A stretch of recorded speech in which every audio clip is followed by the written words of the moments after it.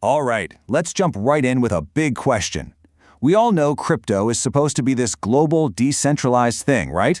So where's its real-world center of gravity? You'd think the answer would be, well, nowhere. That's kind of the whole point. But the data tells a very, very different story. And it all points to one specific place you might not expect. You know, the whole dream, the very DNA of crypto, has always been about decentralization. A financial system with no borders, no headquarters, and definitely no single person in charge. That's the theory. But what about the reality? What's actually happening on the ground? Well, in practice, it's a completely different picture. And what's so fascinating is that the data shows a reality that is, believe it or not, incredibly centralized. So let's follow the money and see where it all leads. It turns out, pretty much all roads lead to North America. It has, on its own, become the absolute, undisputed hub for the entire crypto ecosystem. Not just financially and technologically, but also, and this part is so crucial, from a regulatory standpoint.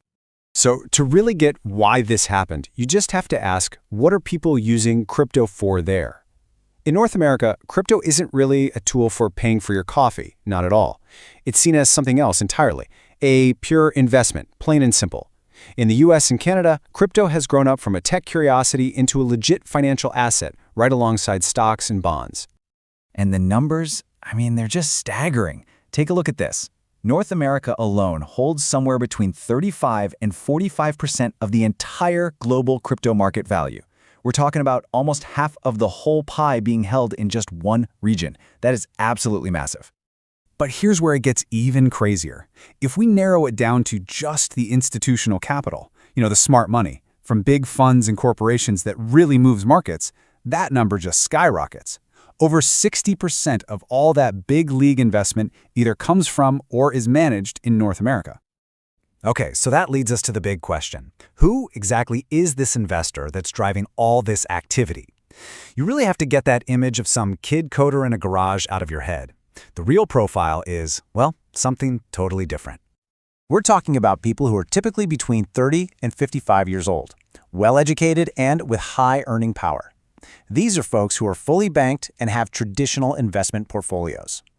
For them, crypto isn't a revolution. It's just another asset class to add to their portfolio, a way to diversify, and maybe hedge against inflation. So how did this happen?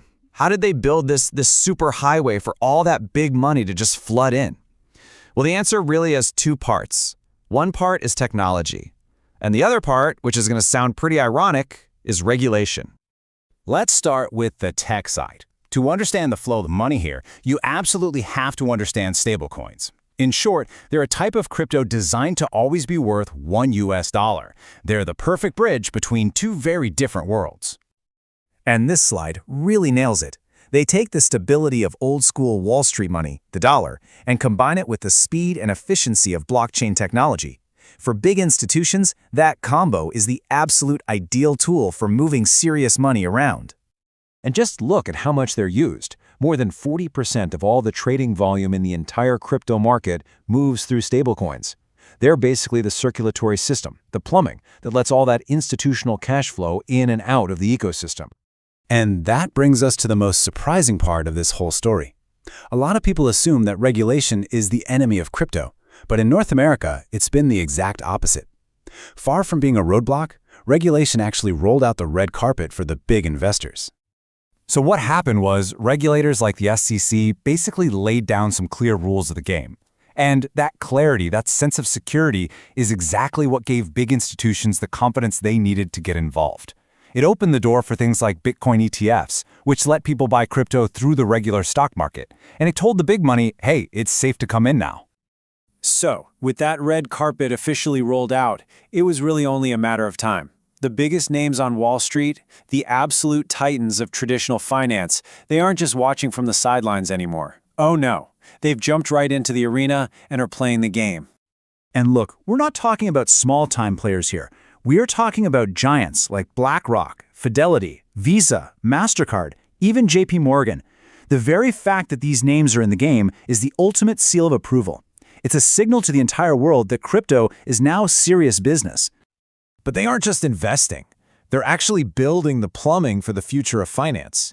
They're getting deep into things like tokenization, which is just a fancy way of saying they can turn a real-world asset like a building into a digital token. And, of course, they're offering custody services to safely store huge crypto fortunes. Now, of course, this new landscape is a double-edged sword. The risks are still very real. I mean, the market is an absolute roller coaster, and there's a real danger of power getting concentrated in the hands of just a few huge players. But the promise is just as massive, with a future that could see all kinds of real-world assets get tokenized and traditional finance blending almost seamlessly with crypto. And that right there is the big takeaway, the idea that ties this all together. North America isn't using crypto as a lifeline to get by. It's using it for something much, much bigger, to design and to lead the next generation of the financial system.